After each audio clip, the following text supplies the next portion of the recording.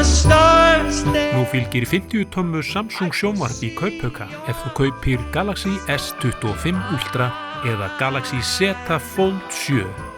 Kynntuð málið á samsungmobile.is.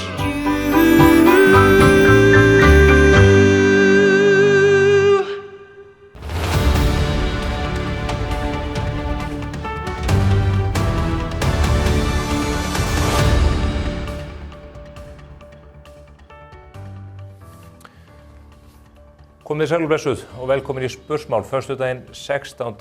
janúar. Mikil fréttavika að baki sannarlega og ekki öll kurl komið til grafar enn.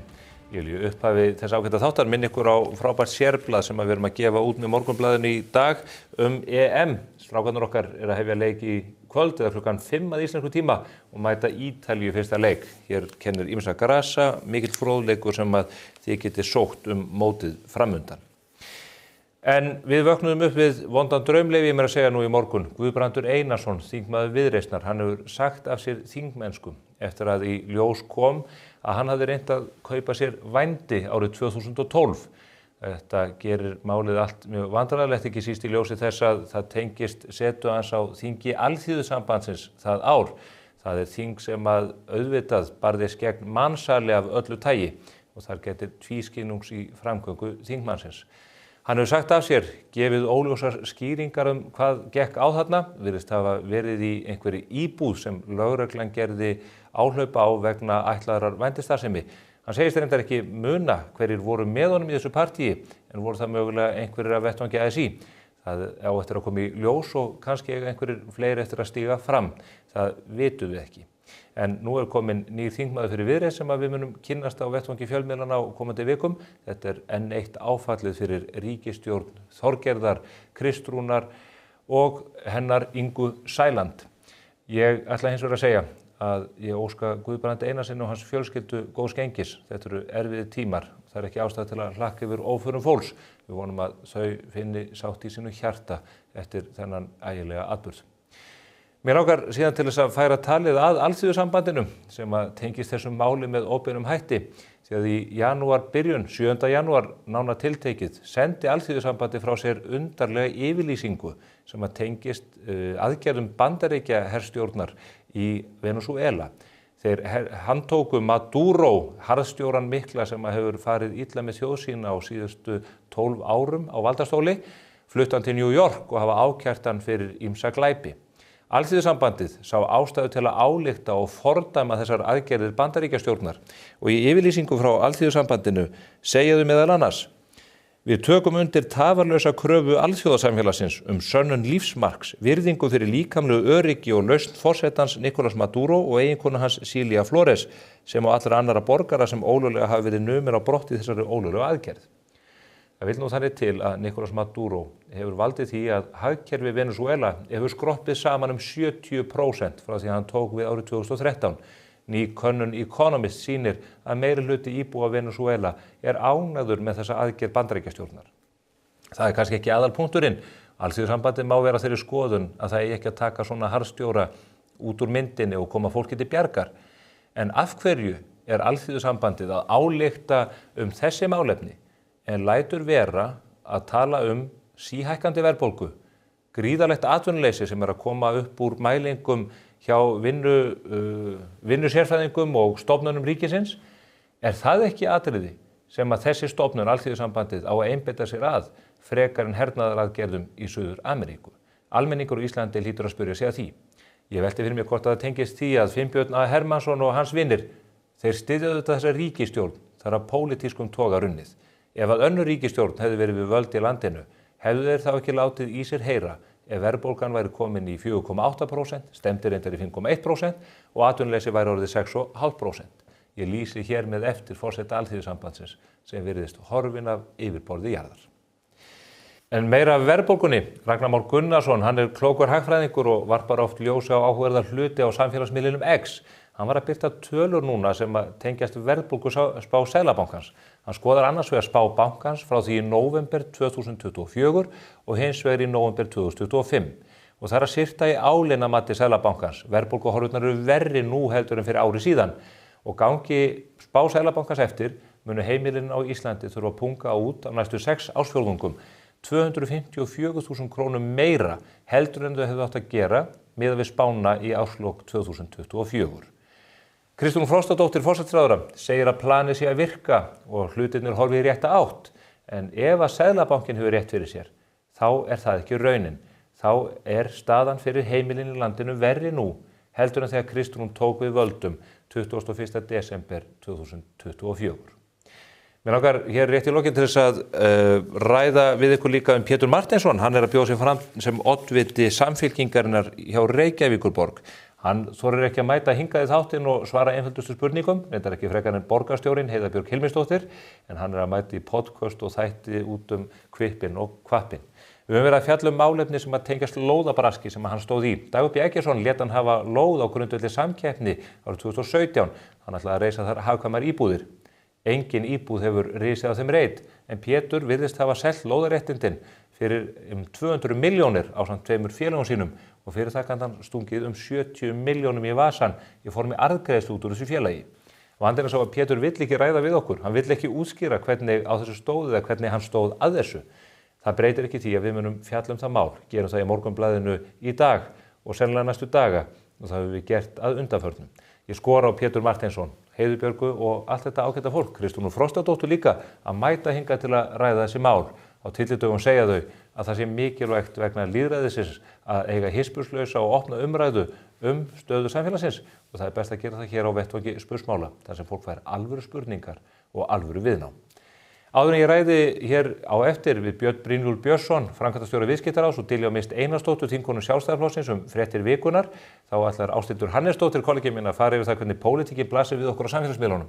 Í lok þáttar koma svo 3 oddvita frambjóðendur Viðreisnar í borginni til mín og ræða hvernig þau hyggjast stýra borginni, fáðu umboð til þess í prófkjöri Viðreisnar þann 31. janúar næstkomandi. Fylgist þið með þessu.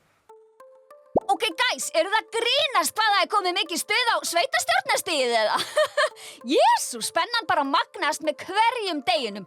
Allir að tefla einhverjum góðum löfnum fram og prófkjör í nánd og bara allt á suðu, sko.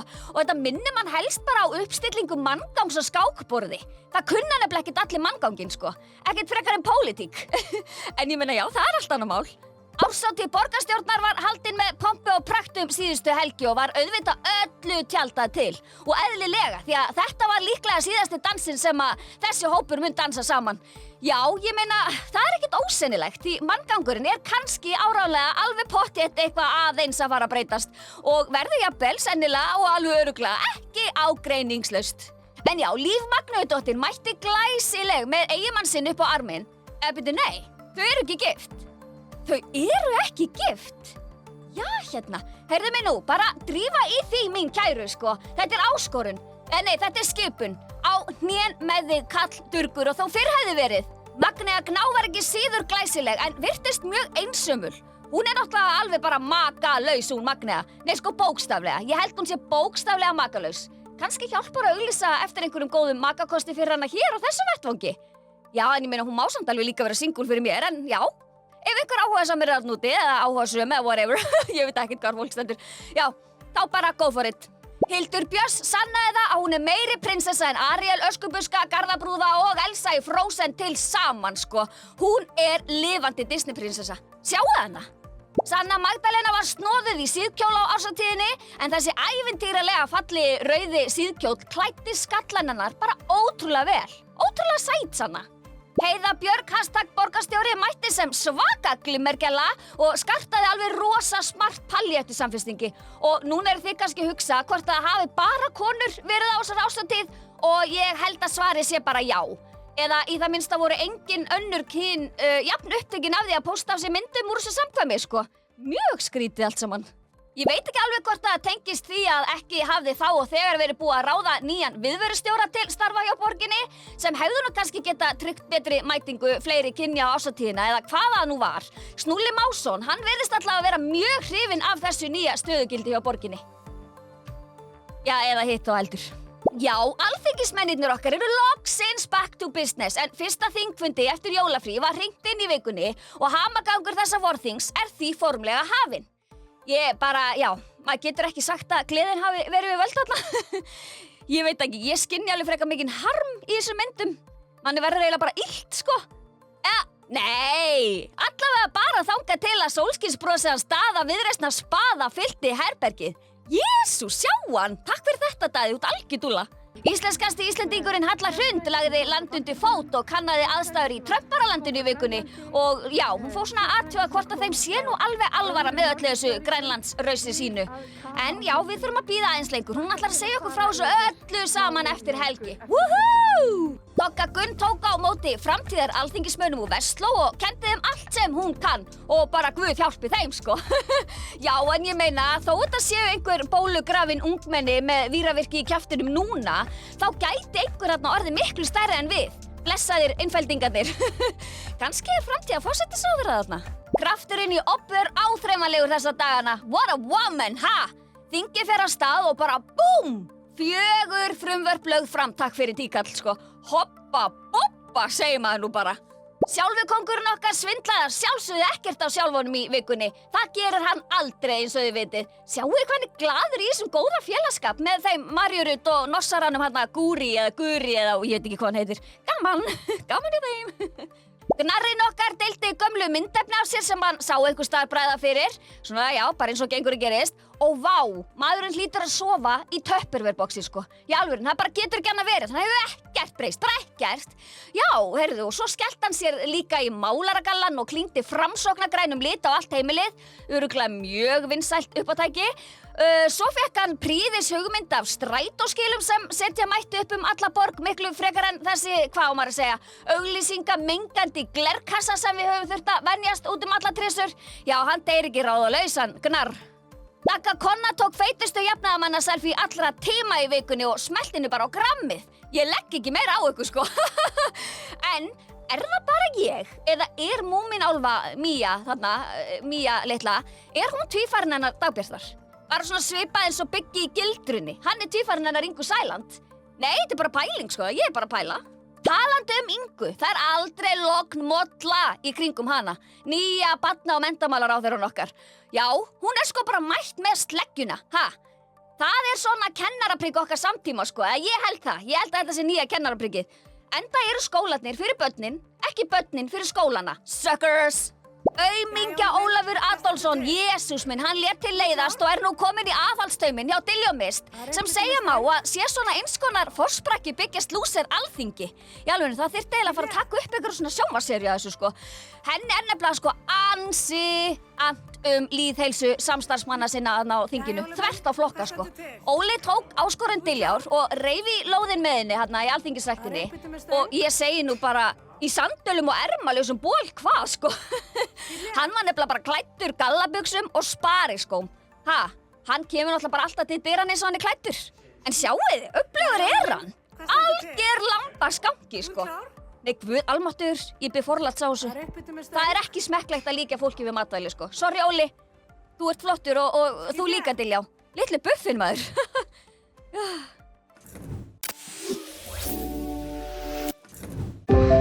Nú fylgir glæsilegur kaupauki með nýjum samlokusímum frá Samsung.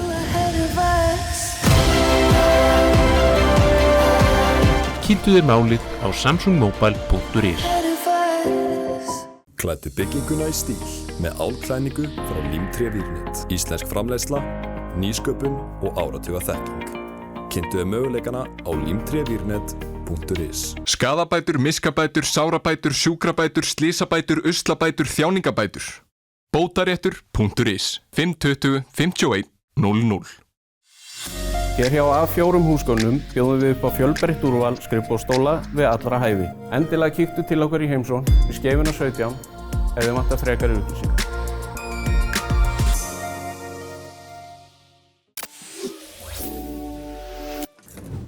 Komið sæl að nýju.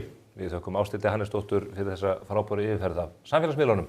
Hingað eru hins vegar komnir tveir góðir gestir á miklum fréttadegi. Það eru þau Diljá Mist Einarsdóttir, alþingismaður, og Björn Brynjólfur Björnsson sem er framkvæmdastjóri Viðskiptaráðs Íslands. Það gustar þessa vettvanga báða tvo alla jafna. Velkomin bæði tvö. Takk. En kannski ekki svo rosalega, ekki þinn vettvang þanniglega þessa dagana, en við vöknum upp við enn eitt storminn af þingpöllum. Þennan morguninn Guðbrandur Einarsson, fyrrum kollegi minn hjá Landssambandi verslunarmanna og alþingismaður Viðreisnar, hann hættur. Hann hefur sagt af sér, já. Já, þetta viðkvæmt mál og mjög persónulegt, tengist vændiskaupum sem að reyndar aldrei var neitt af. Við erum að sjá eiginlega svona atburði aftur þar sem að, ítrekað þar sem að fólk segir af sér einhverjum ábyrgðarstöðum áður en að fréttir og hlutar af einhverjum atburðum. Er þetta nýr veruleiki í íslenskri pólitík?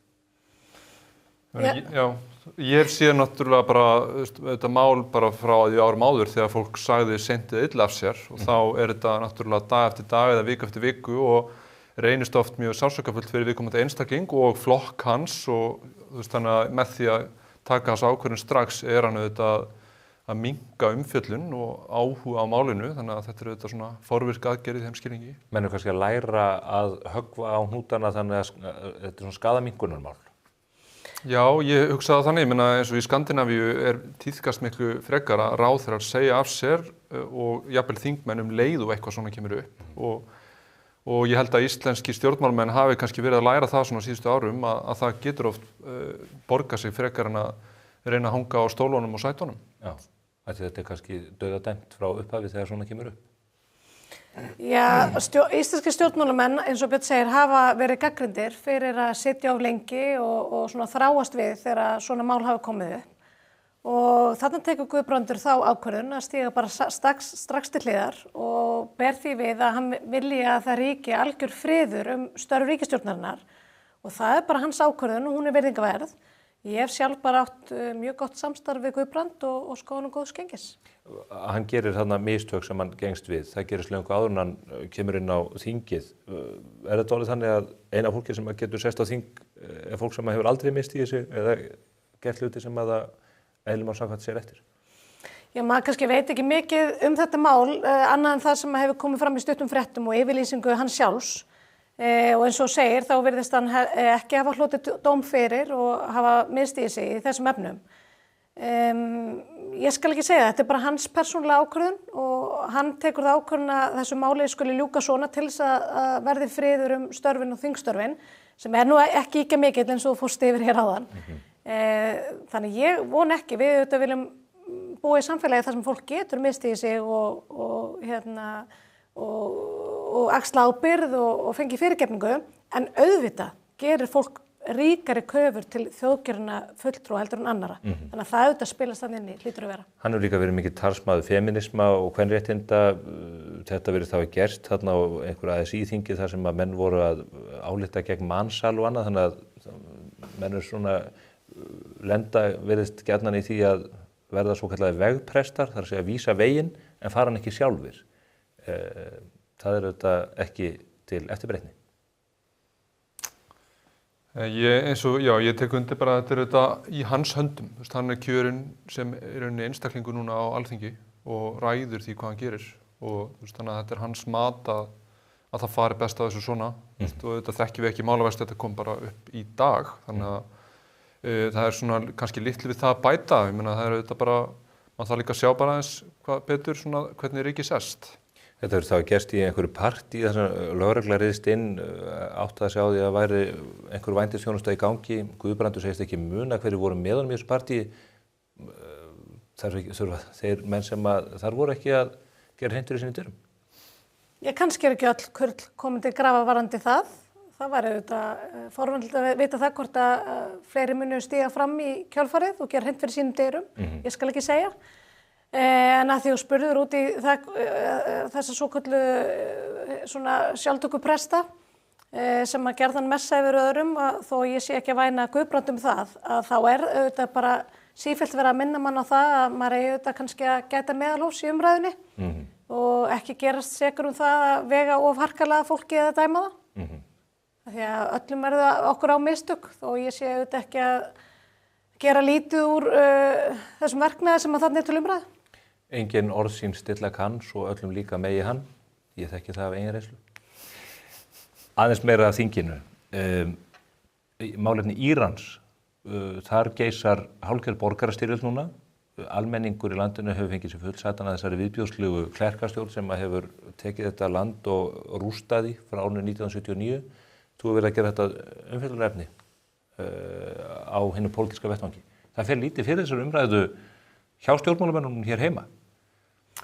Já, það mjög miður. Því að þetta kannski ekki gerst fyrir augunum á okkur því að það auðvitað búið að rjúfa tengsl Írans við umheiminn. Það nú partur af þessari ofsakúun sem að klerkastjórnin beitir í sínu landi og eins og segir þá almenningur búin að fá sig algjörlega fullsatan af getuleysinni, kúuninni og ekki síst trúarofstækinu sem að þeir hafa viðhaft við stjórn þessa lands áratugum saman. Og þarna erum við að sjá grimmd og ofbeldi, ofsóknir og morð af þeim skala sem að á sér ekki mikla hliðstæðu. Þannig að Það talið alltaf 12.000 manns hafi fallið fyrir kúlum byltingavarðarins á þessum örfáu dögum. Það ekki staðfesta tölur en svona efri mörkin, það talað 12.000 manns. Við sjáum fréttamyndir sem að leka út úr landinu af líkpókum í löngum röðum. Og öryggissveitum að ráðast inn í sjúkrastofnanir til þess að draga þar út mótmælendur Dæma og væntanlega til dauða. Og það auðvitað ótrúlegt og aðdánuvert að fylgjast með írönskum almenningi sem að hefur allan þennan tíma verið mjög þrautsegur og ekki látið þakka niðri sér og reglulega mótmælt. Þrátt fyrir að mótmælum hafa verið mætt af mikill hörku, ofsóknum, pyntingum, fangelsun, dauðarefsingum. Og núna þetta slíkur fjöldi, það talið að milljónir manna hafi tekið þátt í mótmælunum, þustu út á göturnar og hreinlega tekið með beinum hætti þátt í mótmælunum. Þannig að þetta auðvitað svona kannski mótmæli sem að skera sér sérstaklega úr og ég hvatti hreinlega í þinginu gær þingmenn og almenning allan á Íslandi til þess að láta sig málið varða og láta til sín taka eins og þeir gætu. Eitthvað að frétta úr utanríkismálanefnd eða að vænta einhvers konar þingsályktunartillögu eða eitthvað slíks frá þinginu þetta? Mér finnst líklegt að við munum ræða þetta á næsta fundi nefndarinnar. En ég sakna þessu í hvatti að því að íslensk stjórnvöld hafa látið sig málefni Írans varða á alþjóða vettvangi og þegar að ég var nú aðstofamaður í utanríkisráðuneytinu og við vorum í utanríkisráðuneyti þá beittum við okkur fyrir því og vorum í rauninni forystu ríkjahópa sem ályktaði mannréttindaástandi í Íran. Þannig að ég saknaði svolítið að heyra ekki meira af þessum málum frá íslensku ráðamönnum sem sannarlega hafa látið sig fjarlægari heimshluta varða. Já, og eins og stríðið á Gaza, ef maður skoðar mannfallstölur þarna og annað, þá verður þetta vera á enn stærri skala ef þetta sett í samhengi við tíma á hana í þeim dúr. En það allavega Hjálmtýr Heiðdal og þetta fólk sem að fer hvað harðast fram fyrir hönd Íslands-Palestínu, þau ekki að láta mjög hátt þetta gríðarlega mannfall í Íran. Nei, og svo heldur maður auðvitað niður sér andanum að bíða eftir ályktun frá ASÍ sem lítur að koma þessi mál. Já. Halla Gunnarsdóttir hefur verið svona sjálfskipaður sérfræðingur um málefni Írans og skrifa bækur og mætti viðtöl og rætt þessi mál. Þannig að það hefur verið einhver bið á ummælum og yfirlýsingum frá þessum aðilum þessi efni. En ég bara hvet fólk til að láta til sín taka því að núna tíminn og maður auðvitað bindur vonum við það að þessi glæsilega forna menntaþjóð og menningaþjóð, Persarnir, að þeir sjái núna vonum frið og frelsi í sínu landi eins og þeir þrá. Eins og fólkið í Venezuela sem að samkvæmt könnunum Economist sér fram á betri tíð eftir að losnaðu við ómennið Maduro sem að situr þar núna í fangelsi í New York.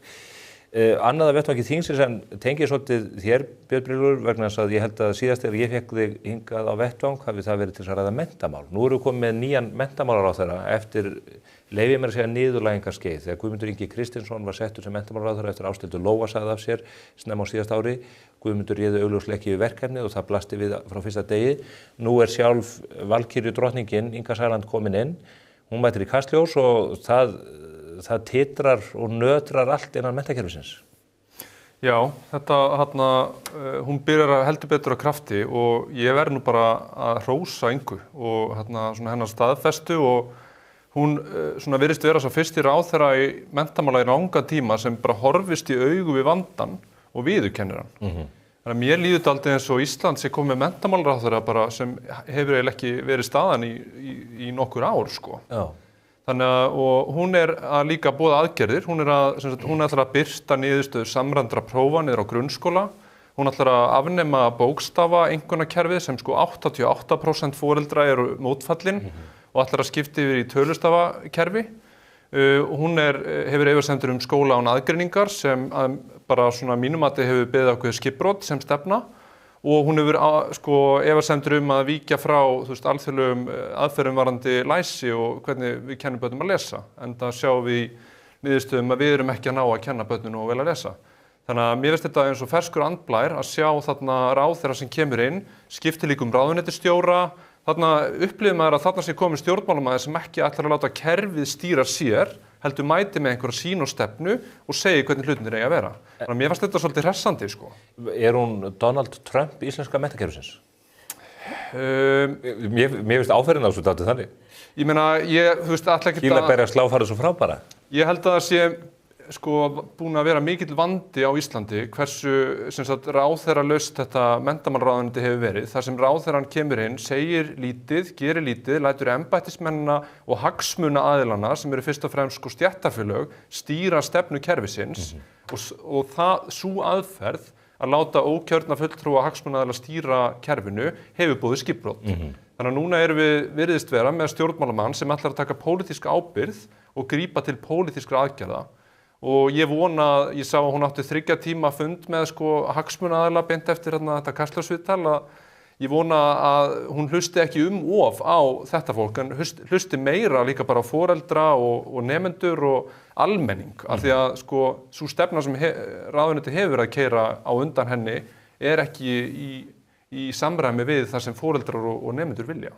Þetta er mikil lofdýrarulla pólitískan andstæðing þinn, Diljá Mist. Hvað, ert þú jafn hrifin af nýjum áherslum innan menntamálaráðuneytisins og Björn Brynjólfur? Ég meðlangur að því að Björn hrósar hér Ingu Sæland, meðlangur til þess að hrósa sérstaklega Viðskiptaráði og Morgunblaðinu sem hafa auðvitað staðið vaktina bæði varðandi upplýsingagjöf og umfjöllun menntamál. Þannig að tekið hefur verið eftir og í raun komast á ákveðinni byltingu í þessum málaflokki. Þegar ég þekki það auðvitað hafandi starfað þessum vettvangi að það hefur líka skort svolítið upp á umfjöllun og svona áhuga almennings á þessum málum. Varðandi Ingu Sæland að þá get ég alveg tekið undir það að það auðvitað gustar hana. Hún er auðvitað ferskur andblær hvar sem hún kemur. Hvort að það muni reynast til bóta fyrir íslenskt menntakerfi og börnin okkar og foreldra. Þessi tíðu skipti í þessu mikilvæga ráðuneyti og auðvitað vandragangun sem hefur verið hjá Flokki fólksins, það auðvitað síðan eftir að koma í ljós. Það sem mér þótti, ég kannski horfi á þetta með öðruvísi augum en Björn, að það sem mér þótti svo frískandi við þetta viðtal við hennar Ingu, að hún ávarpaði eitt sem að mér finnst allt og sjaldan rætt, sem að því að hér talar Björn um svona dugleysi ráðamanna, en það sem að mæti ráðamönnum þegar þeir mæta til starfa, það oft svona eldveggur embættismanna og mér fannst hún tala svo hreint og beinskeytt það. Hún bara ávarpaði þennan vanda og mér minnir hún hafi, ég segi ekki að leggja inn orð í munninn, mér minnir hún hafi orðað sem svo að ef hún mætti andstöðu frá fólki sem held að það væri ráðherrann, að þá myndi það komast að öðru. Og mér finnst þetta vera mjög skýr og bein skilaboð inn í embættismannakerfið og stjórnsýsluna að það auðvitað ráðherrann sem á stjórnvöld, íslensk stjórnvöld, sem að marka stefnunu hér í íslensku samfélagi og sannarlega hefur skortað það að minnsta kosti að sú stefna hefur skilað sér. Ég held að við getum öll við þetta bara tekið undir að það ástæða til að biðja fyrir þeim embættismönnum sem láta sér detta í huga vaði Ingu Sæland. Spurði bara Ásal Guðmundsson sem að lenti nú aldeilis í valkyrjunni. Af öðrum pólitískum efnahagslegum vettvangi við erum komin með ótrúlega hátt atvinnuleysi á Íslandi. 6,5%, það stefnir í að það aukist enn. Verðbólgan jókst óvænt í desember þannig að menn hrukku við og nú erum við að sjá spár greiningaraðilega gefa til kynna að verðbólgan fari jafnvel yfir 5%. Þetta er landið þar sem fólk hefur verið að hverfa mjög hratt úr óverðtryggðakerfinu og fólk er með mikið af verðtryggðum skuldum. En það hefur verið fyrirheit hjá stjórnvöldum það að verðbólgan væri á undanhaldi og að vextir væri að fara að lækka. Ég skynja mjög víða taugatitring og ótta við þessa þróun. Hvað segið þið þetta? Já, ég óttast að þetta sé að mörgu leyti heima tilbúin vandi. Í hausti hefur verið erfitt, við höfum séð hverja neikvæða fréttina á fætur annarri samdrátt í einkageiranum og við finnum það líka allir bara í viðskiptaráði. Okkar fyrirtæki eru eiga erfitt núna með bara háar álögur, mjög þungt regluverk sem sífellt að þyngjast. Núna til dæmis aðföng til og frá landinu sem sagt að hækka í verði vegna þess að við erum að leggja hærri kolefnisgjöld sem sagt í gegnum Evrópusambandskerfi á öll skip sem koma til og frá landinu og flug líka.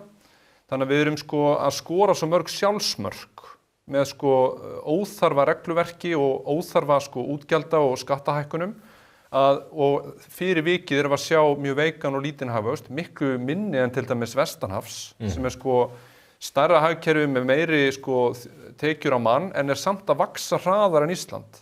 Þannig að það að verða gliðnun og við erum ekki lengur með lífskjörir en í fremstu röð. Við erum alveg ofarlega en við erum ekki í fremstu röð eins og við vorum hérna fyrir kannski 10-15 árum. Og það auðvitað bara mikið áhyggjuefni og þetta nefnilega, við höfum stjórn á þessu og mér finnst mjög vont að horfa núna á svona veikar hagvaxtarhorfur í bland við rauninni þráláta verðbólgu sem við virðumst ekki endilega ná tökum á nema með áframhaldandi háum vöxtum og sársauka fyrir bæði einstaklinga og fyrirtæki. Diljá, forsætisráðherra segir planið að virka. Hún vitnar reyndar í ekki alveg nýjustu verðbólgumælingarnar, heldur kannski næst nýjustu því að þær henta betur. Planið að virka hjá þessari ríkisstjórn? Nei, ég ekki viss að almenningur og atvinnulífið taki undir þá sín forsætisráðherra.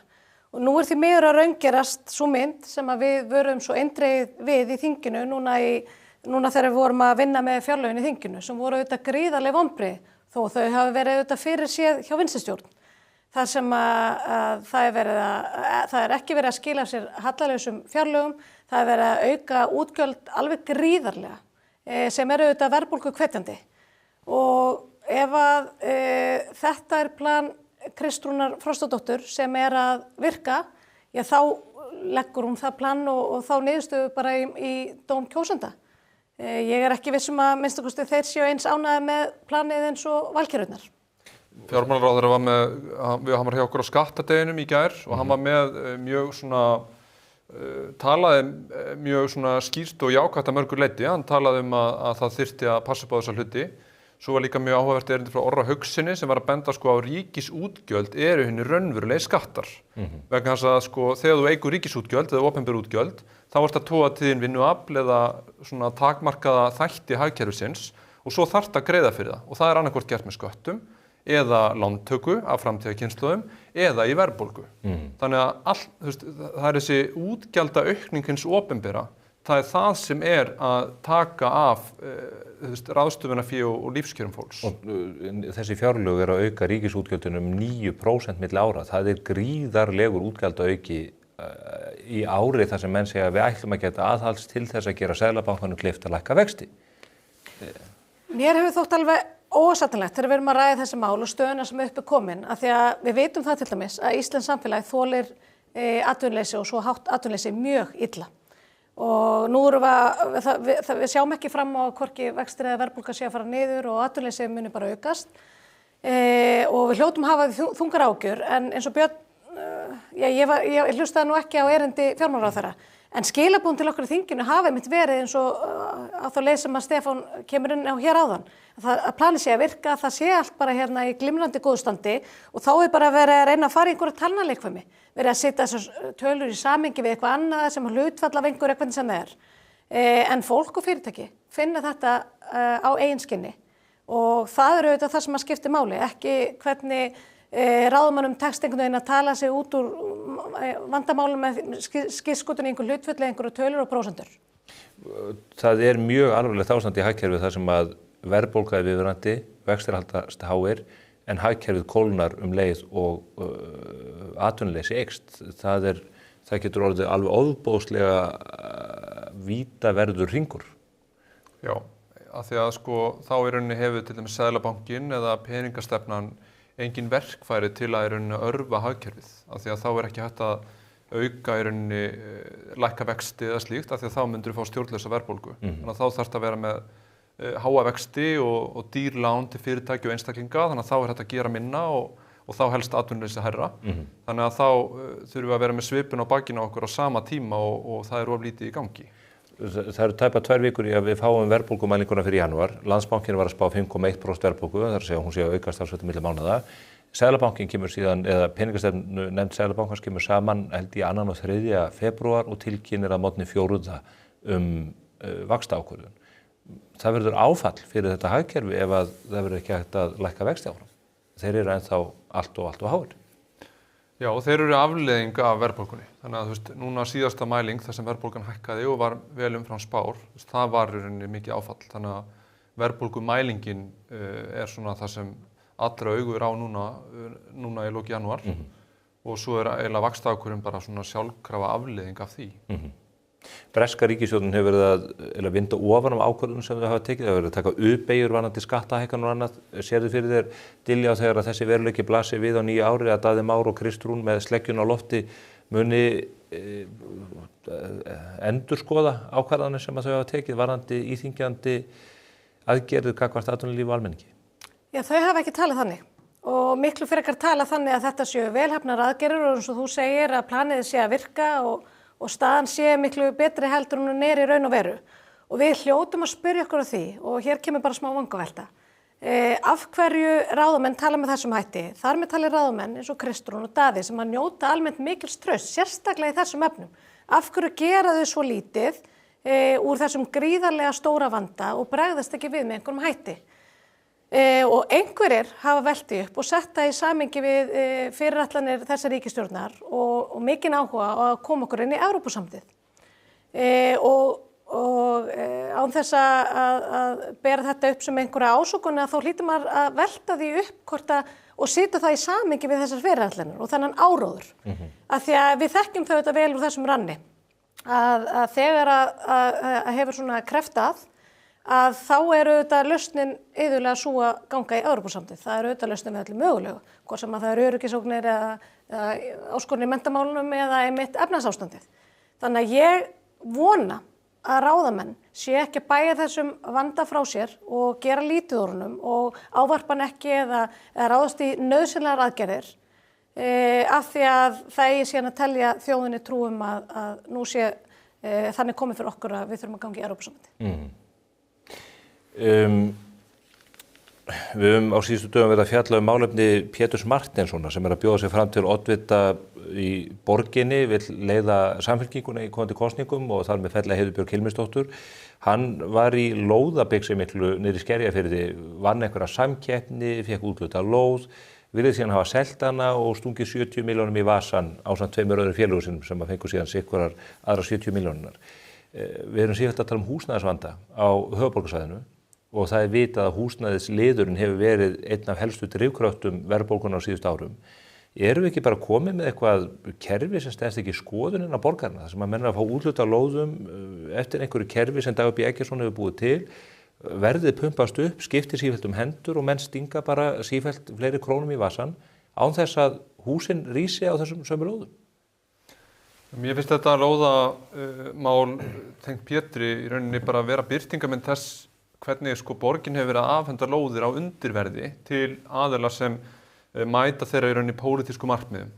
Og Pétur fær þessa lóð að undangenginni opinni samkeppni en miklu fleiri lóðir í Reykjavík eru afhendar á sama og jafnvel meira undirverði á nokkurs konar samkeppni og það til þessara svokölluðu óhagnaðardrifnu húsnæðisfélaga. Já.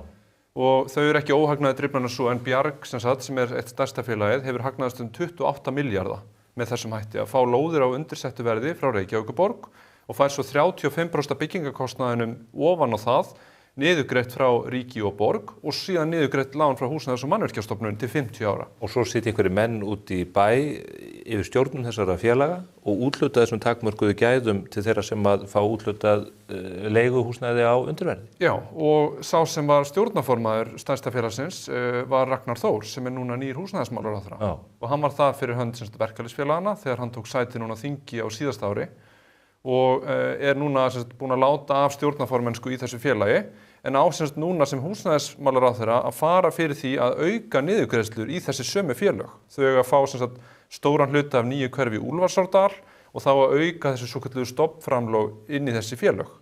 Við kvörtuðum yfir þessu til ESA sem eftirlitsstofnun EFTA að þetta væri ólögmæt ríkisaðstoð og ESA ákvað að taka máli fyrir og núna að skoða málið og gaf sér 12 mánuði til þess Og að okkar mati sko, við erum að tala að draga úr ríkisútgjöldum, ætti bara að frysta þetta kerfi á meðan þetta til skoðunar.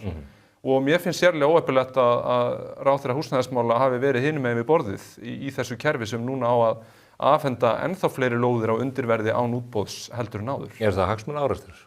Ég meina, hann með þetta skráð sem hagsmunaskráningu á vefsíðu Alþingis. Hann búinn að láta af þessari stjórnarformennsku, þannig að ég myndi halda sko lögfræðilega sé það ekki, en hann náttúrulega stjórnmálamaður og þarf auðvitað að svara fyrir það hvort að hann sé þarna með að horfa á almenning eða stéttarfélög eða einhverja hagsmunaaðila sem hafa auðvitað beina fjárhagslega hagsmuni af því að fá til sín sem mest af þessum lóðum. Hefur það ekki einmitt verið kallinn í kerfinu núna, menn hafa verið með ofur áherslu á að búa til félagslegt húsnæðiskerfi í stað þess að reyna að búa til umgjörð þar sem fólk getur bara eignast sitt hús upp á eigin spýtur og verið sjálfsins herrar? Sannarlega, og þar hefur vandinn auðvitað verið mestur í Reykjavíkurborg, en aðeins varðandi fyrrum kollega minn Pétur Martinsson, við vorum nú saman í framboði til alþingiskosninga 2009. Á sama lista? Á sama lista, fyrir Sjálfstæðisflokkinn. Sjálfstæðisflokkinn, já. Og öllu jafna myndi ég segja að það væri kostur að fá fólk úr atvinnulífinu og sem hefði einhverju reynslu af sérstaklega fasteignamálum til þess að koma inn í þessi mál og óska Pétri bara góðs gengis í prófkjöri Samfylkingarinnar. Heldurðu með honum sem þetta móti heiðu? Ég óskaði bara báðum góðs gengis, en ég auðvitað ákveðna tauga til Péturs, við höfum verið saman í Sjálfstæðisflokknum lengi. En mér finnst þetta bara, þó að sé kannski ekki allt komið fram í þessu máli, að þá varpar þetta ljós á þennan endalausa vandræðagang og hneykslismál við rekstur borgarinnar og hvernig einhvern veginn pólitískar kreddur og sín hafa einhvern veginn flækst fyrir og einhvern veginn torveldað einföldustu verkefni, meðal annars uppbyggingu húsnæðis. Og hvort sem það eru í formi lóðabrasks eða í því formi að hér standi þúsundir fermetra auðir hér á fyrstu hæða því að það séu skilgreind verslunar og þjónusturými eða hvernig sem það er. Þetta er bara enn eitt málið í sarpinn og sem betur fer styttist í sveitarstjórnarkosningar.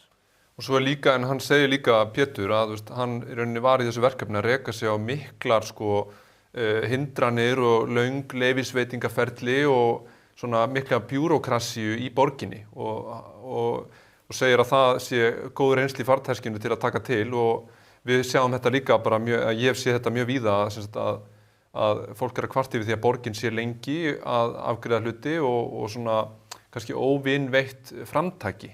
Hann segir að það sé orsökin fyrir því að þessar íbúðir hafa verið risið, en maðurinn sem fór fyrir borginni á þeim sama tíma er að sögn Péturs Martinssonar Alex Ferguson, íslenskra stjórnmála. Ég held að Alex Ferguson hefði ekki verið jafn lengi og þessir menn að reisa eina eða eitt stykki blokk. Nei, það er allavega, núna var í Vesturvin, þurftu borgin að taka til sín og buðu aftur út, og þá voru strangari skilyrði að verktakinn þyrfti að byggja innan ákveðins tíma og menn virðast vera að læra af þessu, en þetta er spurning hraða og ég held að ástæðan fyrir að húsnæðisverð hafa hækkað svo mikið undanfarin ár sé að sveitarstjórnarstigið og borgin hafi verið of lengi að bregðast við, of lengi að afgreiða, of lengi að setja skipulag. Það er svona ákveðin seinagangur í kerfinu Tregðulögmál. Já, sem er ekki nógu góður í bara litlu þjóðfélagi sem þarf að geta brugðist hratt við. Það verður gengið til kosninga 16. maí, það verður forvitnilegt að sjá hvort að til valda komist í sveitarfélögunum fólk sem að bætir úr þessu.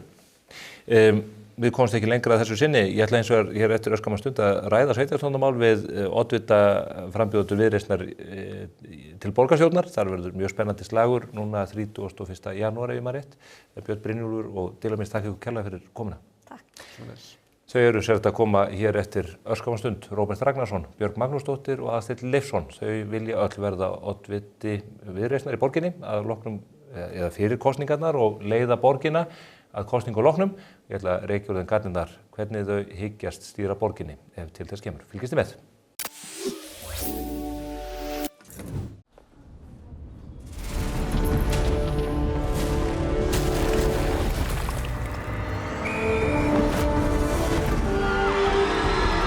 Hvern langar þig að hitta í dag?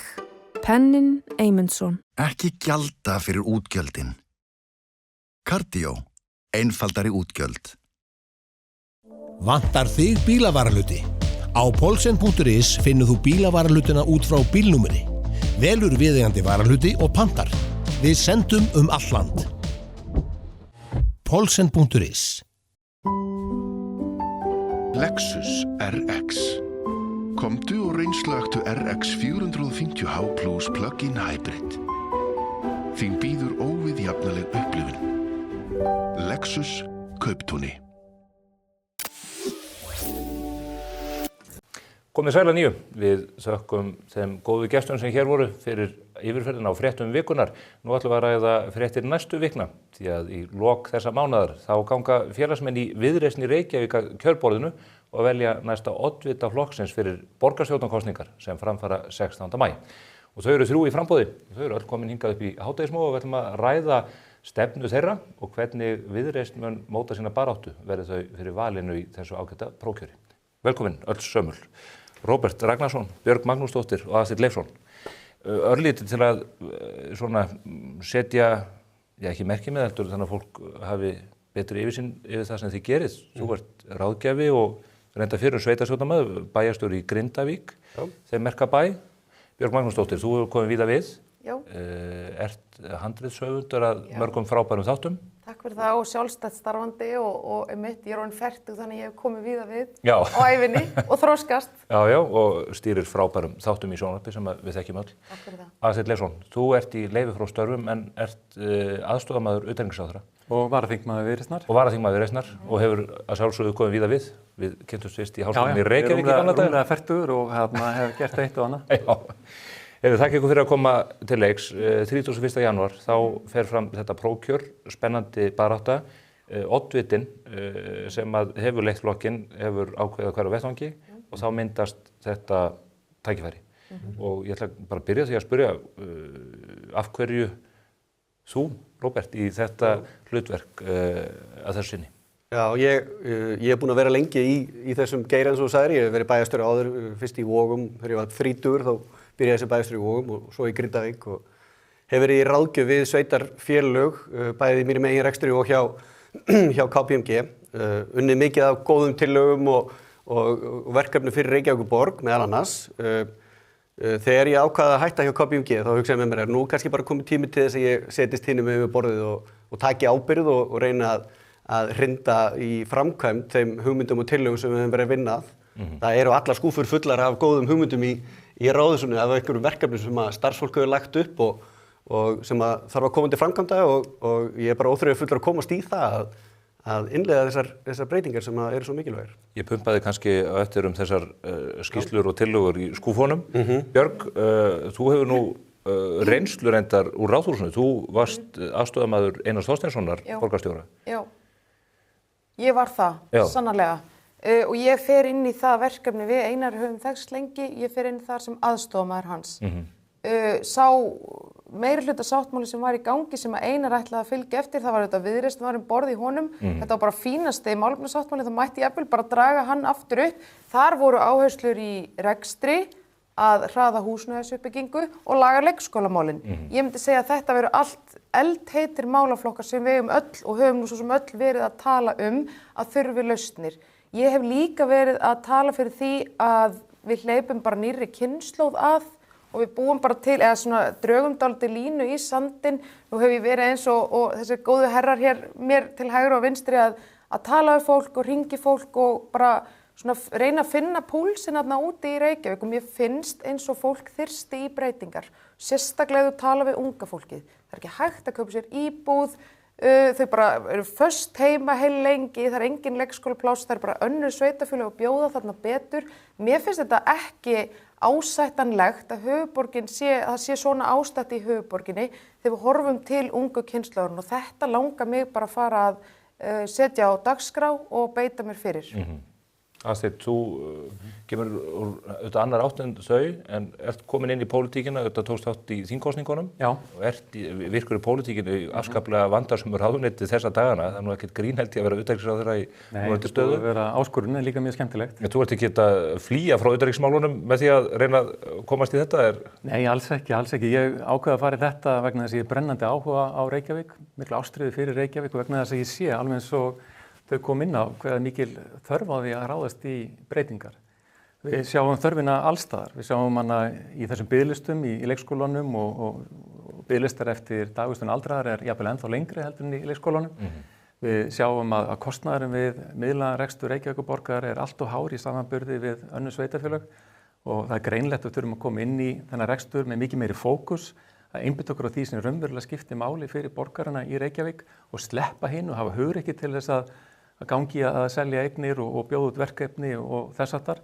Og svo náttúrulega blasir við okkur öllum. Við þurfum ekki að keyra upp í hádegismóð til átt okkur á því að við þurfum að taka á skipulagsmálunum og okkur því sem Björg var að tala að Reykjavík þarf að stíga þau skref sem Reykjavík getur stígið til þess að vinna á þessum húsnæðisvanda. Þetta fjölþættur, erfiður og þungur vandi og auðvitað snýst þar hlutatölum þættir sem að við höfum ekki á stjórn okkar eins og vexti og byggingarreglugerðina sem betur fyrir að vera að taka á og einfalda núna. En það upp á okkur að koma með lóðir fyrir verktaka og búa til umgjörðina þannig að markaðurinn geti leyst þetta vandamál sem við erum að fást við. Og þetta finnst mér að vera akkúrat verkefni sem að Viðreisn á að leiða. Þess vegna trúi ég því að Viðreisn geti ná frábæru kosningu akkúrat vegna þess að þetta ákveðlega breytingar og ég trúi því líka að Viðreisn geti verið algjörlega leiðandi í að knýja þessar breytingar fram. Þegar ég hlusta á ykkur, þið komið svona úr ólíkum áttum en undirliggjandi tónn allt frá því að góðar tillögur liggi óhreyðar í skúffu og síðan þessi vandamál sem að allir sjá að til staðar, unga fólki kvartar, gamla fólki kvartar reyndar ekki, af því að það bara ekki í DNA-inu hjá gamla fólkinu. Reykjavík bara ekki í standi. Það blasir við bara hálfgerð hryggðarmynd miðað við það hvað þetta stór og öflug eining og hversu lengi hún var auðvitað fyrirmynd fyrir öll önnur sveitarfélög. Er þetta ofsagt?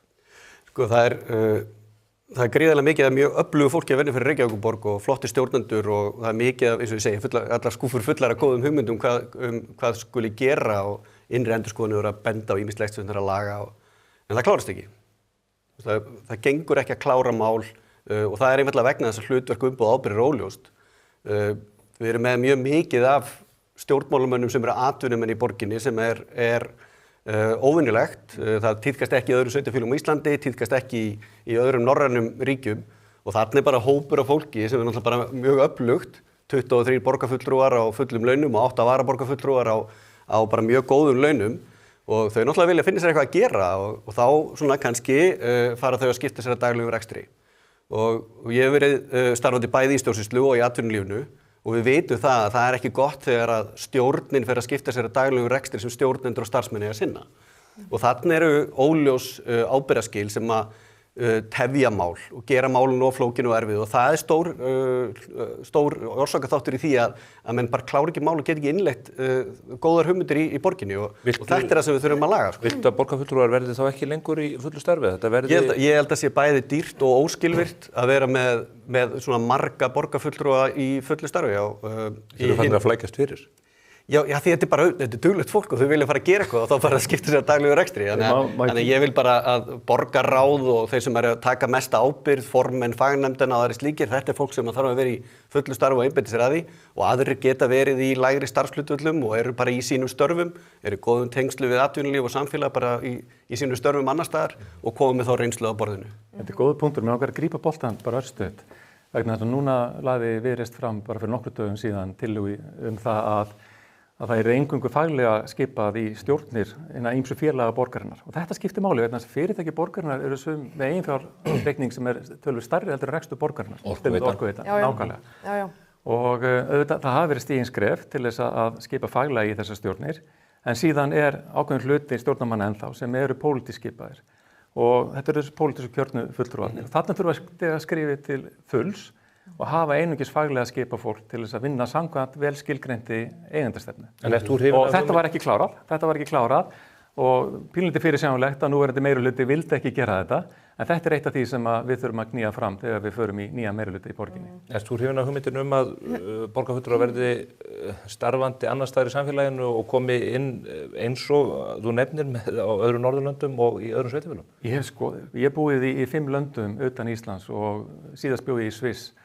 Og þar var þetta ekki einungis í borgarmálunum heldur líka að hluta til í þingstörfu, að fólk var þar í hlutastarfi til þess að halda tengslunum við atvinnulífið, halda tengslunum við samfélagið í heilsinni og mér finnst þessar hugmyndir vera góðar að gjalda verðar.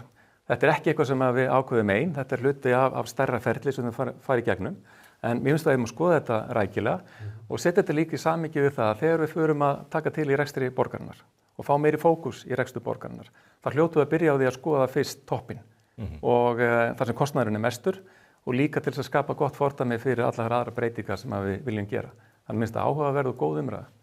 Má ég segja eitt varðandi þetta, mér finnst áhugavert að segja þetta og ég get tekið bara undir rosalega margt sem þeir eru að segja. Ég get líka tekið undir margt sem frambjóðendur í öðrum flokkum er að segja. Mér finnst svona að það eru margir að greina stöðuna á svipaðan hátt og bara fólkið að núti, kjósendur og Reykvíkingar, þeir finna að það er eitthvað að. Mér finnst, þegar ég horfa á Ráðhúsinu núna og bara svona ásýndin og áran, ég sé bara óreiðu og mér finnst bara fókusleysi og mér finnst ekki skýrt í hvað tíminn er að fara. Þú varst inn í Ráðhúsinu, þannig að þú hefur nú séð þetta innanfrá. Já. Þegar maður keyrir fram hjá tjörninu og sér þetta stóru mikla ráðhús sem hafa reist þarna í lok 9. áratugarins. Já, glæsilegt hús. Og maður myndi hugsa að, borgin, þetta er stórt og mikið fyrirtæki en svona yfirstjórnin og stjórnsýslan ætti nú kannski að rúmast í þessu húsi. En það er öðru nær. Já, borgartúnið er orðið miklu stærra en ráðhúsi. Mér finnst bara einmitt þegar þú talar um þetta hús, þar eru 15 stöplar, það táknaði þessar 15 borgarfulltrúa sem voru fyrir breytingun og fyrir fjölgunina. Við skulum samt alveg átta okkur á því að það að fækka borgarfulltrúum aftur er lagabreyting og þá það líka bara að tala við okkar góða fólk í Viðreisn á þinginu gagnvart því. En ég ætla samt að fá að segja, ég upplifi það ekki sem Reykvíkingur, nú er ég bara að elska mína borg og allt það. Ég upplifi ekki að við höfum fengið meiri gæði með því að fjölga borgarfulltrúum 8 og ég bara held að sé mjög erfitt að færa rök fyrir því að við höfum fengið meiri gæði með því. Mér finnst þetta bara klárlega vera ein af þeim hugmyndum sem þarf að taka til alvarlegra skoðunar ásamt svo mörgu öðru. Ég myndi vilja, mér finnst að borgarfulltrúar, þeir þurfa að þekkja sitt hlutverk. Hlutverkið er að vera í tengslum, raunverulegri tengingu við íbúana. Þeir eru ekki verið að finna upp á einhverjum nýjum verkefnum inn í ráðhúsi. Þetta er bara svona smá eins og húsfélag. Við erum bara að sinna hérna ákveðnum verkefnum, við höfum að gera það vel, við höfum að gera það í tengingu og kontakt við þá sem búa í þessari borg. En borgarfulltrúarnir eru að móta stefnuna, einmitt það hver verkefnin eru. Já, og líta til framtíðar og vera þó með skýra sýnvarðandi það. Mér finnst bara hlutir eru flæktir, talsvert mikið og óþarflega mikið. Ég held að þau eru bara að fara að tala fyrir bara meiri skilvirkni, bara í hvað erum við að eyða öllum þessum klukkutímum. Hver er að biðja þennan fund? Er það íbúar? Er það embættismannakerfið? Eða er það misgáfulegir pólitíkusar? Ef það eru íbúarnir, þá eigum við að hlusta á það og taka það til skoðunar. Ef þetta er eitthvað sem að kerfið er að gera kerfisins vegna, þá finnst mér að bara eigi að fara aftar í forgangsröðunina. Það kannski á sérstaklega við núna vegna þess að við finnum að við þurfum að efla framfaraþjónustunni, við þurfum að efla fólki sem er að vinna í nánu tengslu við Reykvíkinga daginn út og daginn, hvort sem það er vetrarþjónustan, sorphirðan, leikskólarnir, grunnskólarnir eða annar staðar og til þess að þá þurfum við að líta aðeins inn á við í Ráðhúsinu og öðrum byggingum borgarinnar og skoða hvernig við getum gert hlutina með hagkvæmum hætti. Við tökum undir það að það er mikið af frábæru fólki hjá Reykjavík og auðvitað nýtum við þeirra starfskrafta og þeirra hugmyndur og þeirra innsæi og þeirra reynslu í þessa vinnu. En ég hef komið að mörgum, allnokkrum svona verkefnum þar sem að þarf að fara inn í fyrirtæki og stofnanir og finna aftur sjálfan sig og ytta blýantana og átta sig á því hvert hlutverkið er og síðan hanna þær girðingar sem hver og einn starfar innan. Gerði það meðal annars sem stjórnarformaður fjármálaeftirlitsins hérna eftir hrun og þá er lykilatriðið mitt að fá fólki með sér og síðan búa til þennan skýra ramma, vita hver megin hlutverkin eru og fara í þau stóru verkefni og þau eru stór, flókin og erfið. Og sumstaðar hefur okkur gengið vel, við skulum verðlauna það sem vel hefur gengið. Það gengið vel til að mynda með samgöngusáttmálann, finnst mér, og mér finnst betri samgöngu vera verkefni sem er raunsætt og tekur utan það vanda sem við höfum við að glíma í umferðinni. Það er margt sem þarf að gera betur í framkvæmdinni og kostnaðaráætlanir þurfa að standast og það þarf að tala við fólk og íbúa það hvaða leiðir eru bestar í hverju fyrir sig. En að því sögðu að þá þarf við mitt að fara í þessi stóru vandasöm verkefni eins og leikskólan, eins og húsnæðisuppbygginguna með svipuðu hugafari að ná sveitarfélögunum og höfuðborgarsvæðinu saman og ríkinu með og vita síðan nákvæmlega hvað er það sem maður ætlar að framkvæma og hafa hugrekki og stefnufest til að fylgja því. En eitt er með fókusinn, það er að segja hvort að menn sé að sinna á mörgu verkefni, svo eru verkefni sem eru augljós og allir eru sammála að borgin eigi að sinna, þó það sé ekki lögformlegt, það er eins og leikskólaþjónusta. Þar horfum maður upp á enn aðra hryggðarmyndina, sérstaklega í samanburði við nágrannssveitarfélögin, þar sem að foreldrar í tilteknum leikskólum eru 1,5 dag í viku heima með börnin sín og ekki nóg með það heldur eru framkvæmda hlutin líka mjög víða í lamasessi, mikil mygla í skólabyggingum og svo þetta ótrúlega mál sem að enginn virðist ætla að taka ábyrgð á sem Brákarborg. Þar gamalt ónýtt húsnæði tekið til endurbóta. Leikskólinn ennþá lokaður og verður ókveðinn tíma og verkefnið búið að kosta 3.200 milljónir. Og mun hækka. Og ég leyfi mig bara að spyrja í alvörinu, þetta ekki refsivert að fara svona með peninga almennings og koma í veg fyrir að það sé hægt að koma upp almennilegri leikskólaþjónustu þarna á þessu svæði? Það verður hægt að reisa góðan leikskóla fyrir brota þessum peningum og það væri ný og hagkvæm bygging. Það er náttúrulega ekki svona eins og lagaumhverfi sveitarstjórnar sem gerir þetta refsirétt, sko. En ég alveg sammála að það eru til einfaldar og þekktar lausnir á því að byggja leikskóla, byggja grunnskóla og taka góðar ákvarðanir og það er búið að flækja málinu of mikið í borginni. Hvað gerist þarna? Akkurat, ég bara hef ekki sett mér nákvæmlega inn í það. Tölum framtíðina. Það ekki, sko, þú getur alveg farið að greina í tætlur hvað gerðist í Brákarborg og það bara sér þáttur, Stefán. Nei, ég alveg tala. Ég held að vætum að, sko, já. Sko, ég stýri því nú hvað talaður hér. Já. Og það þannig að sannarlega Brákarborg að einhverju leyti bara fortíðin, en menn þurfa að rýna í þetta til að spyrja sig hvernig þurfa menn að haga hlutum öðruvísi. Braggamálið annað dæmi. Þið hafið öll komið annaðhvort fyrir utan að bragga inn í hann og þetta verkefni hafi kostað yfir $0,5 milljarð. Það óskiljanlegt. Það ekki hægt að færa nein rök við því. Þetta sérstök fræðigrein og ég starfaði lengi í Háskólanum í Reykjavík og þar var einn kollegi minn verkfræðingur. Við hliðina á bragganum? Nákvæmlega. Já, þú hefur verið svolítið í bragganum. Já, ég tek þetta á mig. Það var einn kollegi minn sem var að skoða bara sérstaklega allar opinberar framkvæmdir í Íslandi, þar sem að kostnaðaráætlanir standast meira og minna ekki og hvernig á þessu stendur. Þórður Víkingur. Þórður Víkingur, já, nákvæmlega og frábæra pælingar þar. Við hljótum að geta lært af þessari reynslu. Við hljótum að geta byggt leikskóla sem eru meira og minna í einu formi, þar sem að við einfallega notum sömu teikninguna aftur og aftur, eitthvað sem að virkar og við vitum að virkar og þar sem byggingkostnaðurinn líka fyrirsjáanlegur. Við hljótum líka að geta verið góður eigandi fasteigna og ég held að þessi hluta til út af því að fólk hefur öðru hvoru farið í eitthvað svona flata niðurskurð þar sem að niðurstaðan hefur einfallega verið sú að menn sem hefur frestum bara öllu viðhaldi og náum sparnaði, svo kemur á lóðbent í baki á okkur nokkrum árum seinna. Við hljótum að geta rekið þessar fasteignir þannig að við séum ekki sífellt að fást við drauga fortíðar og myglu niður alla veggi. Þetta bara verkefni sem að við tökumst á við. Fasteignir kvart ekki, sko. Það er að góða ef þú ert í flötum niðurskurði og þá er auðvelt að taka viðhaldið út af því fasteignar kvart ekkert fyrir að það er rónýtur, sko. Eða það byrjar að mygla og leka, þá kvartar það. Svo líka hugsa maður, þú veist, hvað er þetta að læra á Brákarborgarmálinu? Ég held að ætla náttúrulega að taka gímaldið græna inn í þessa, þú veist, þetta er bara, braggi, Brákarborg, græna gímaldið, þetta svona ber vitni að það séu pikklisar hér og þar. Ég var aðeins að tala þetta að þekkja sitt hlutverk og bara hvernig á pólitíkin að þekkja sitt hlutverk, en svo varðandi Brákarborg, þú veist, hlutverkið að, þú veist, leysa vandamálin einhvern veginn heildstætt í öllum hverfum eins og þú nefnir, það borgir í kringum okkur sem bara með leikskóla sem hilluvöru. Það þarf ekki að fara í eitthvað sérstakt útboð fyrir eitthvað lúxusleikskóla hverju sinni, þetta er bara þekkt stærð. Þetta átti að verða Monthöll. Þeir veittu sér sjálfum verðlaun fyrir bygginguna rétt áður og nærmast hrundið börn. Þannig er ég að tala aftur bara þekktu þitt hlutverk. Þitt hlutverk er ekki að verja skatt fyrir einhvern lúxusleikskóla á okkur styrum. Það er ekki hlutverkið. Það er bara, þú veist, þú eyðir ekki peningum almennings í eitthvað svona. Þú átt að laga vandan heildstætt og þú átt einhvern veginn að veita þessa grunnþjónustu inn í öllum hverfunum.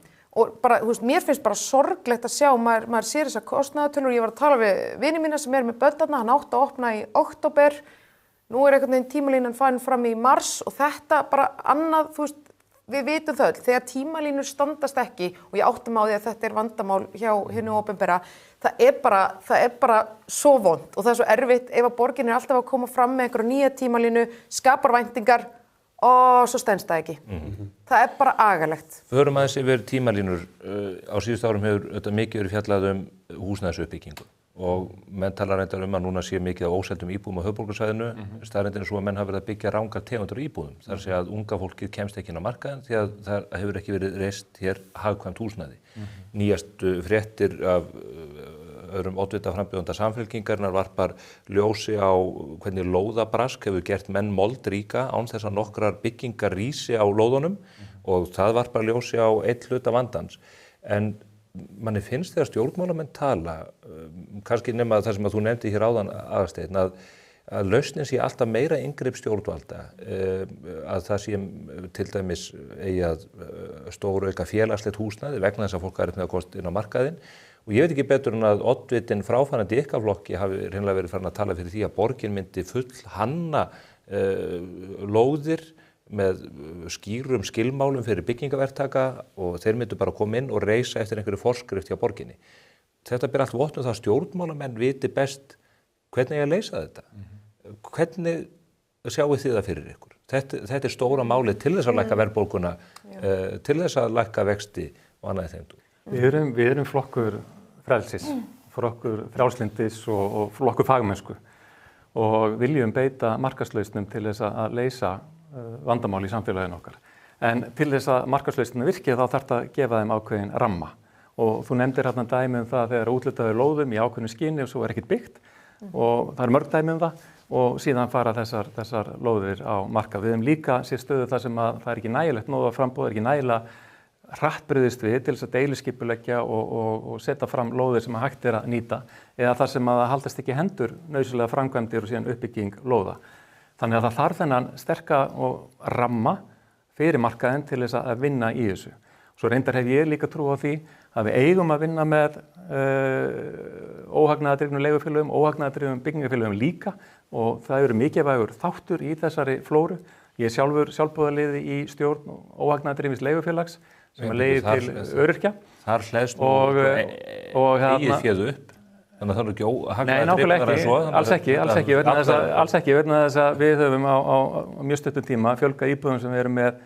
Þetta er Brynja sem er leigufélag fyrir öryrkja úr 600 upp í 1100 og ætlum að fara upp í 1600 á næstu 3 árum. Þannig að eigin féð er nú alltaf að minnka. En fyrir hvern íbúa sem kemur til okkar þannig hækkar ástöðuna tekið þeir 100.000 krónur, þeir koma að almenna markaðinum. Þetta er mikilvægur liður í flórunni. En við leysum þetta ekki með því að ráðskast það hvernig hlutinu gerði nákvæmlega. Við leysum þetta með því að búa til ramma, veita þetta framboð og síðan fáum við verktakana og fleiri í lið með okkur. Til þess að sjá til þess að þetta komi að byggja það sem þarf. Ég hitti í gær alveg hópa af ungu fólki sem voru mjög góðar umræður og mikla spurningar og þau eru svolítið að horfa á hvernig verður þetta fyrir mig. Það er verið að mæta svolítið þessum hópum sem eru lægstu tekjutíundirnar og í félagslega kerfinu en þessi hópur, bara krakkar sem eru að útskrifast úr háskólanum og verða með fína tekjur en eru að koma undir þessu fótunum. Það er svolítið verið að ýta þeim út fyrir borgina. Það vantar húsnæði fyrir þau, það vantar leikskólapláss fyrir þau og þannig að þau eru svolítið að horfa í kringu sig og fara annað. Og það er náttúrulega þróun sem við viljum alls ekki sjá. Það hefur verið að mínu mati of mikil stýring í skipulaginu í mjög mörgum af þessum þéttingarreitum, þannig að íbúðirnar eru ópraktískar fyrir þennan hóp. Það er verið að byggja íbúðir sem henda okkur, sko. En ekki... Gamla fólkinu. Já, talaðu um sjálf. Heyrðu. Það er verið að byggja inn í þennan hóp sem er svona komin miðan aldur og kannski er búin að koma undir sem er með meira eigið fé. Þannig að það verður að mæta þessum hópi og það gerum við í gegnum skipulagið með því að opna það eins, treysta markaðurinn til þess að mæta því, en að sama skapið náttúrulega auðvitað er þetta, það að vera byggingaverktaki er engin sko charity-leikur, sko.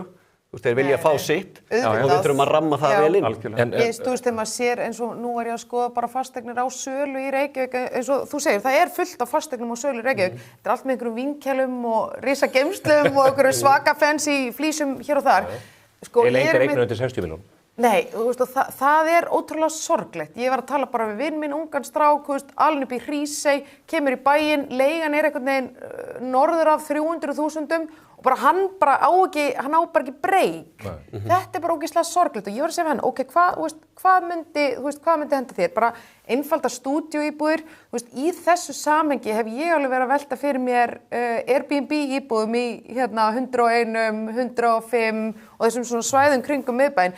Ég hóf minn búskap í einhverju Skonsu og Lokastíg og annar punktur sem ég langar að nefna varðandi þetta, því að nú fer maður í matabóð hjá sínum öðrum miðaldra vinum og það er alltaf eitthvað 27-8 ára manneskja við borðið sem kemst ekki að heiman sem er bara ágætt, skilurðu. En þetta, þú veist, þú tekur ákveðið svona þroskaferli frá mannesku ef að hún fær ekki að komast að heiman. Og ég held að þetta geti bara haft áhrif á bara hvernig líður okkur, þú veist, erum við með sjálfstraust, erum við sjálfbjarga, að því að hvað fattar maður þegar maður flytur á heiman? Maður fattar að maturinn kemur ekki á borðið að sjálfu sér, maður lærir á þvottavél og maður bara lærir að lifa. Sko grundvöllur lýðræðis á Íslandi, að fólk á eitthvað undir sér og getur tekið ákvarðanir til dæmis bara stuðning við stjórnmálaflokka eða hvað það út frá því, að þú ert ekki upp á einhver aðra komin og til ákvarðanir. Akkurat. En þetta augljóslega eitt af stórum málunum. Það er ramminn, en svo skoða maður hvað borgin að gera og það mikið talað Úlfarsárdalinn og þar virðast menn vera á leiðin í einhverja katastrófu hvað var það byggingamagn og þéttleika og það á að vera laust. Samt það sá fjöldi íbúða sem að þar á að reisa kannski rétt ríflega ársþörf. Svo það Keldnaholti sem mjög spennandi verkefni út frá samgöngu breytingunum sem að verða. Það virðist þetta að taka mjög langa tíma. Það heldur ekkert svo gríðarlegt magn. Hvar sjáu þið fyrir ykkur að borgin stækki? Já, þegar stórt spurt. Þetta bara sennilega eina spurningi sem við þurfum að svara. Já, ef ég má byrja, sko, eins og með margar stórar og erfiðar spurningar að þá svarið ekki einfalt. Og það ekki eitthvað eitt svar eða eitthvað eitt staður þar sem borgin mun byggjast upp. Við höfum séð talsverða þéttingu byggðar á undanförnum árum og það hefur verið gagnrýnt víða mjög harðlega hvernig að því hefur staðið. En margt að því hefur líka tekist gríðarlega vel. Og það ennþá þéttingarreitir sem í vinnslu og eins og til og með í kringum Kringluna og Skeifuna. Þeir eru fógdýrir. Sem eru fógdýrir, alveg rétt, og fleiri sem að koma inn. En enga síður hluti af því púsluspili að leysa þetta. Og það eftir að koma inn reitir eins og kringum Hátúnið og hér og þar. Og ég samfærður að við getum haldið eitthvað áfram að þessari braut, en þá í góðri samvinnu við borgarbúa til að mynda sátt þessu uppbyggingu. Síðan nefnir við Úlfarsárdal og mér finnst mjög spennandi þessi aðferðafræði að vinna með ríkisvaldinu líka og fleiri aðilum, lífeyrissjóðunum og verkalýðsfélögunum og sjálfsögðu byggingaraðilunum í að byggja upp þetta hverfi. Mér hefur þótt pínlítið eins og lofurðum 4.000 íbúðir hljóma svona eins og áramóta heit, vegna þess að maður sér ekki, nákvæmlega eins og þú varst að segja, þegar maður kafar aðeins dýpir inn í þetta, að þetta sé raunhæft. Raunhæfari liggur ykkur staðar í kringum 2000 til þess að byrja með, en þarna sé byggingarsvæði sem að getur byggst upp og þetta hluti af lausninni. Við þurfum bara að passa upp á það að fólk hafi við valfrelsið. Ef fólk vill búa í nágrenni við náttúruna, eins og í Úlfarsárdal, eins og í Grafavogi víðar, að það á það að geta búa í nágrenni við náttúruna. Og svo sjáum við náttúrulega Keldnahverfið, það talsvert stórt. Þetta er svo stórt hverfi og síðan þurfum við þurfum með opnum augum að horfa líka til annar reita og það megi ekki vera trúarbrögð að gera það ekki. Þannig að þetta leysist á þessum mörgu stöðum. Já, ég ætla að fá að segja eitt varðandi þetta og það líka við bæti inn í sveðum, það náttúrulega verið að vinna í Ártúnshöfðunum. Þar á að koma sko eitt stykki Akureyri, þetta gert ráð fyrir 20.000 íbúum þar. Eitt sem ég vil segja varðandi þessa stóru byggingareiti og byggingasvæði, það vantar dálítið bara svona heildarhugsun og samhengi í þetta. Til dæmis við sjáum fréttir úr Gufunesi, fólk sem löngu flutt þar inn, en innviðina vantar. Það vantar samgöngur, það vantar leikskóla, það vantar jafnvel vegi. Þetta bara eins og krækibér í helvíð. Þín orð. Það gengur ekki einu fyrir strætó. Það sem ég ætla bara að fá að segja varðandi þetta, þetta hangi bara allt svo svakalega saman.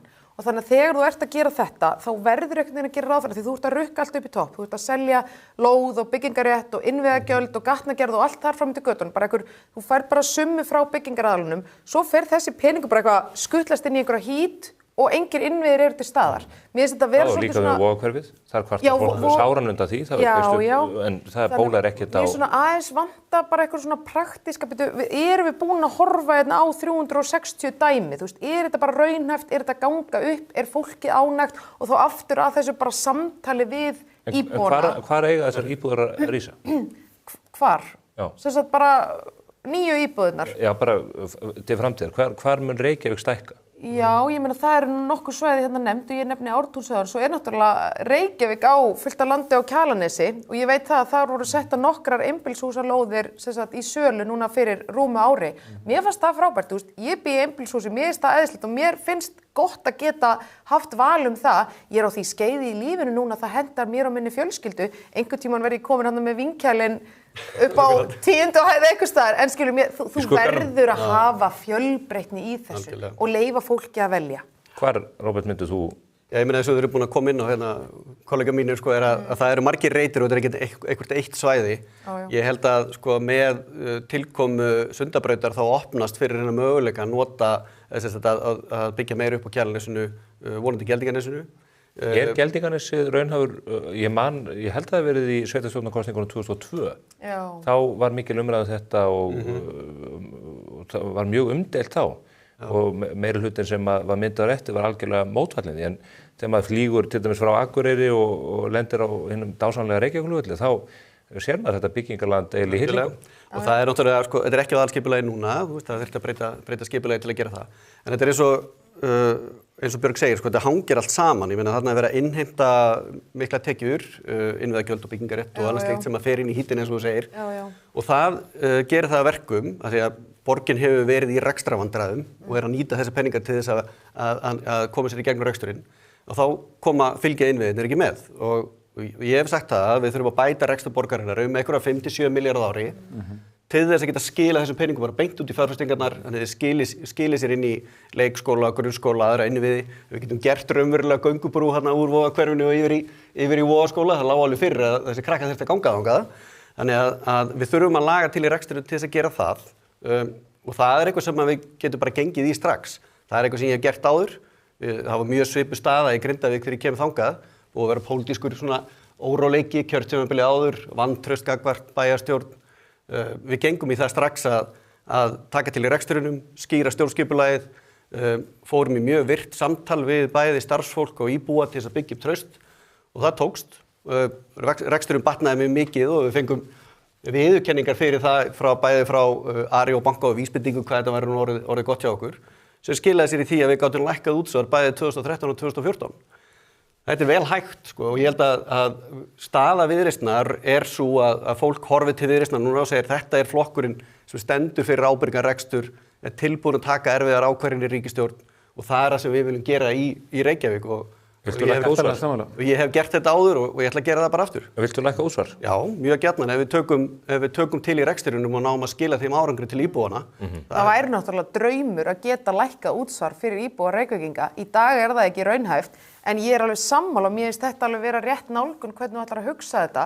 Þú þarft einhvern veginn að, ná utan þessi grundvallaratriði og þú þarft að sleppa einhver á móti. Mér finnst það bara augljóst þegar við erum að tala svona þetta. En ég meina draumurinn væri auðvitað að geta lækkað álögur á íbúa, bara ég meina það hlýtur alltaf að vera bara en til þess að geta það er ekki stefna Viðreisnar í landsmálunum fjármálaráðherra Viðreisnar er að pumpa upp skatta hér á fólk. Það verður eftir hvernig á það er litið. Nú er verið að tala að búið að hækka skatta almennt útgjöld ríkisins hækkun 140 milljarða en svo þegar þú leiðréttir það fyrir verðlagi þá ertu komin niður í 70-80 milljarða en þegar þú skoðar það með þeim eina mælikvarða sem vanlega er notað sem er hlutfall af vergri landsframleiðslu þá er það 0 sko.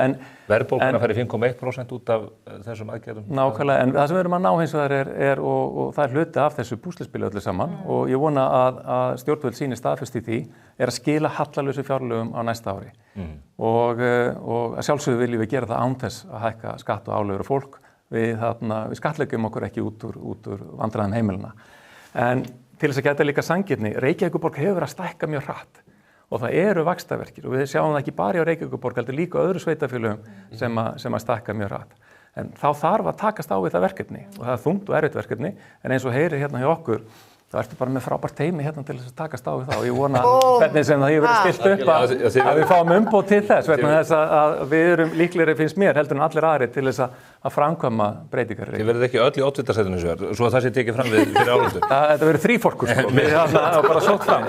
Það er nú ekki alltaf góðu karakter sem heldur á honum svona í sögulegu tilliti. Heyrðu, en að öllu gamni sléttu samgöngumálin, þú nefndir betri samgöngur menn er að velta fyrir sig þessari borgarlínu og samgöngusáttmálum og gríðalegu fjármunum sem á að verja í mikilvæga framkvæmdir fólk situr fast í umferðinni það hefur ekkert verið fjárfest í samgönguinnviða það hafa beinlínis samið það að fresta uppbyggingu allra samgönguinnviða hér á síðustu árum og því hefur verið dælt inn í strætó sem ekkert gengur eitt mál sem að við vörpuðum ljósi á síðum Morgunblaðsins og er núna að koma betur upp úr krafsinu að verslunar eigendur, skrifstofuhúsnæðis eigendur við Suðurlandsbraut. Þeir klóra sig í kollinum og eru allir einhvern veginn að reyna að koma sig í burtu vegna þess að nú á að taka Suðurlandsbrautina, breyta henni í einhverja dýrðarlínu, borgarlínunar og fækka akstursbrautum fyrir almenna umferð um 50% og fækka bílastæðum held ég alltaf 70%. Og þeir segja það erfitt að reka verslanir hér í dag, það verður útilokað þá. Býttu, eitt varandi þessi bílastæði, öll þau bílastæði sem eiga að fara undir þessu framkvæmdir eru bílastæði sem borgin á. Og þessir aðilar sem þú nefnir, þjónustu og verslunaraðilar, þeir eiga byggingarétt að bílastæðum á þessum svæðum. Ég ætla bara að taka það fram. Það getur vel verið að borgin eigi bílastæðin, en bílastæðin eru nauðsynleg til þess að halda þessu rekstri gangandi. Ég átta mig á því. Ég talaði við fjölda þeirra og þeir eru í vandræðum nú þegar. Þetta getur orðið skelfilegt ef að þetta er raunveruleika. Ég átta mig á því, en ég er að segja við þig að sko, þessir rekstraraðilar sem þú nefnir, og ég meina ég bara sæki oft þjónustu þarna og Viðreisn er sem er skrifstofu í þessari góðu götu, að þau hafa tækifæri til þess að koma bílastæðum fyrir annar staðar. Það eru bara eins og til dæmis Sín við Suðurlandsbraut hefur byggt sitt bílastæðahús fyrir aftan húsið. Þessi hús hafa slíkan rétt á að byggja upp bílastæði í grenndinni. Þannig að það er hægt að færa þessi bílastæði sem er að tekin undir þessar framkvæmdir annað innan þessa svæðis. Eitt sem ég ætla að segja varandi borgarlínu og samgöngusáttmála, þetta er náttúrulega búið að liggja fyrir í mörg ár að þetta eigi að gera og nú er þetta farið að koma aðeins og ég skil alveg þessa frústrasjón. Ég er ein af þeim sem er oft í þessum röðum og löngu röðum þarna.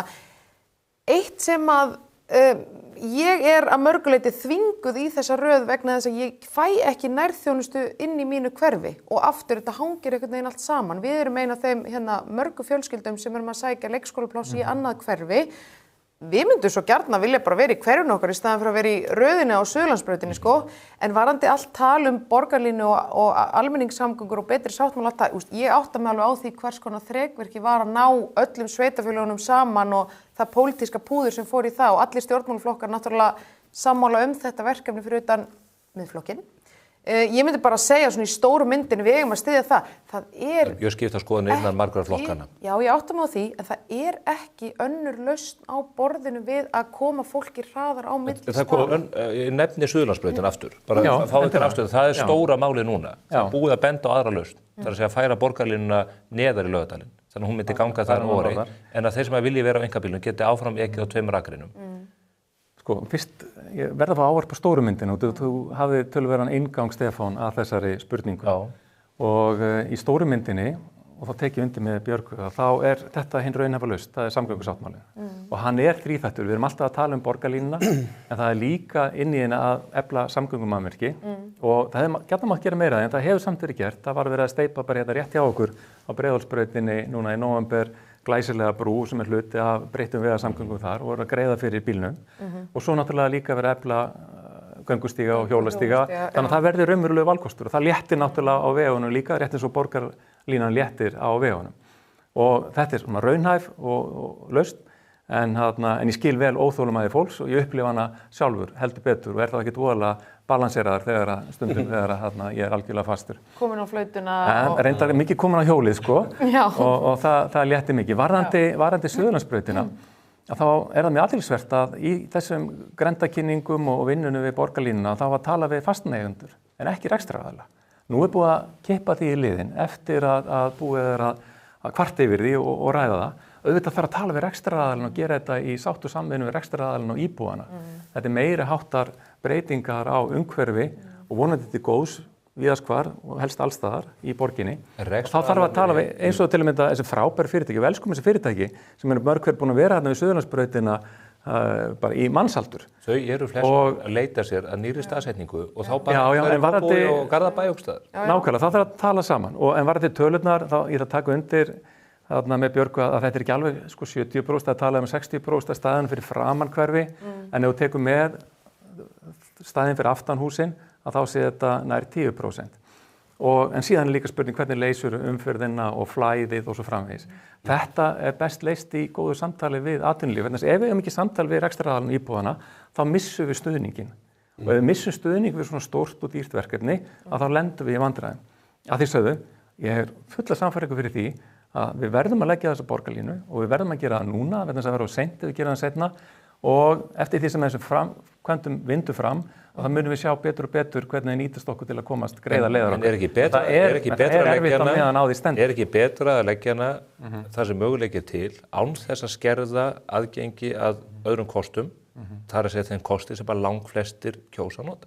En Stefán Einar, hefur þú séð brekkuna niður í Laugardal, grasbrekkuna og aspar garðinn þar? Viltu taka bara, hvernig er að framkvæma borgarlínu lausn í þessari grónu brekku? Menn reistu Eiffel-turnin á 19. öld. Ég hef engar áhyggjur. Þá ertu bara farin að ganga á önnur gæði í borgarlandinu. Ég meina, höfuðborgarsvæðið hefur verið fjársvelt mjög lengi eins og hann komst inn á í samgöngumálum og í þessum samningi þá loksins verið að bæta í. Og ég tek undir það með frambjóðendum mínum að borgarlínan og bættar almenningssamgöngur það er leiðin til þess að bæta stöðuna á höfuðborgarsvæði sem að vill verða alvöru borg. Þannig að við verðum að bæta því. Við erum á svona breytingatíma, Þetta er svolítið svona, borgarlínan verður tilbúin til 10 ára og þá verður allt frábært og lífsgæðin verður betri, en meðan á þessu stendur og þá er þetta erfitt. Og mér finnst þetta svolítið eins og þegar maður er að taka í gegn baðherbergið. Það er bara lífsgæðin verður betri og allt frábært og fjölskyldum verður ánað þegar þetta er tilbúið en við verðum samt að fara á klósetti, Og þannig að við verðum að hugsa fyrir þessum lausnum núna. Við verðum að ganga strax í að bæta flæði í umferðinni með snjöllum ljósastýringum, með að setja mislæg gatnamót á Sæbrautina, laga til þannig að flæðið verður gott. Þannig að við getum ekki sagt við fólk bara haldið í ykkur í umferðinni 10 ár, þetta verður geggjað. Þannig að við verðum að fara strax núna í aðgerðir sem að bæta umferðarflæðið og samhliða að svona breyta ferðavenjum og koma fólki meira inn í almenningssamgöngur. Góðu vinur minn keypti einbýlishús á Kjalarnesi árið 2001 vitandi það að Sundabrautin væri á næsta leiti og hann sá fyrir að fasteignaverð myndi hækka mjög hratt. Akkurat. Ég renn á Kjalarnesi. Það þarf að taka þessar stóru ákvarðanir, Það er ekki hægt að bíða bara endalaust og skjóta þessu eitthvað áfram. Heldur betur ekki. Þetta er efnisrík og góð umræða. Það verður spennandi að fylgjast með baráttunni fram til 31. janúar og við munum auðvitað flytja fréttir af því hér af vettvangi Spursmála og Morgunblaðsins. Við ætlum síðan að fylgja ykkur eftir í baráttunni fram að 16. maí. En ég þakka ykkur kærlega fyrir gott spjall, Aðalsteinn Leifsson, Björg Magnúsdóttir og Róbert Ragnarsson. Takk fyrir okkur. Þá látum við þessu lokið á þessum ágæta föstudegi. Við þökkum ykkur fyrir samfylgdina í dag. Ég minna á bókaklúbb Spursmála. Ævisaga, sjálfsævisaga Karls Sigurbjörnssonar til umfjöllunar þennan mánuðinn. Hvet ykkur til að fara í pennan og útvega ykkur eintaka henni á 4.999 krónur. Við munum í lok mánaðar síðan setjast niður og farið þau mál. Inn á Spotify síðan komið spjall mitt við Loga Einarsson, menningarmálaráðherra, Íslandsklukkuna. Það var skemmtilegt spjall, skal ég segja ykkur, og hvet ykkur til að stinga töpunum í eyrun og hlusta á þetta, hvort sem þeir eru ræktinn eða út að labba. En við sjáumst að viku liðinni. Verið sæl.